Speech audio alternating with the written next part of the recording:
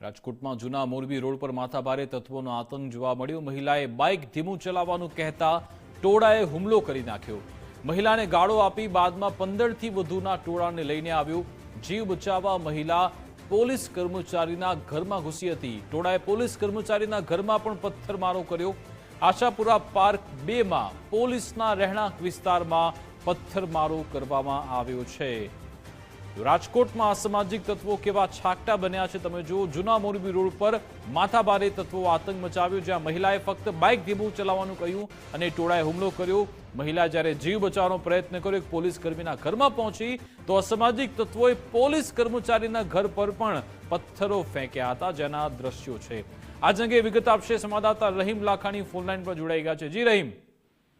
વિકાસ, ચોક્કસપણે જૂના મોરબી રોડ છે કે ગલીઓની અંદર બાળકો રમી રહ્યા હતા અને મહિલાઓ પણ રોડ ઉપર બેઠી હતી અને ત્યારે બાઇક ચાલકો છે તે ફૂલ સ્પીડથી બાઇક લઈને નીકળ્યા હતા। 2 કે 3 વાર ત્યાંથી પસાર થયા અને મહિલાઓએ તેને બાઇક ધીમું ચલાવવાનું કહ્યું હતું।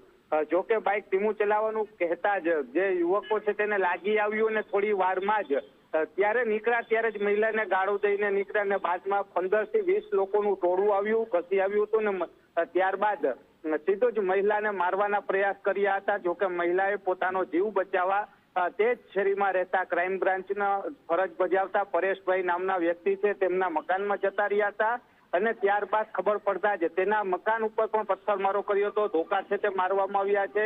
આસપાસમાં રહેતી મહિલાઓ છે તેમના ઉપર પણ હુમલો કરવામાં આવ્યો છે। તેમાં લગભગ 5 જેટલી લોકો છે તેમને ઈજા થઈ છે અને તેમને 108 મારફતે રાજકોટની સિવિલ હોસ્પિટલે સારવાર માટે ખસેડવામાં આવી છે। જો કે જાણ થતાં જ જે પીસીઆર વાહન છે લગભગ ત્યાં 10 પીસીઆર વાહન પહોંચી હતી।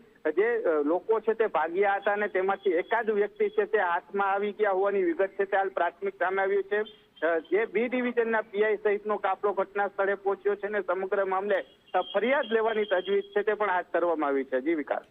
બિલકુલ, આભાર તમામ જાણકારી આપવા બદલ।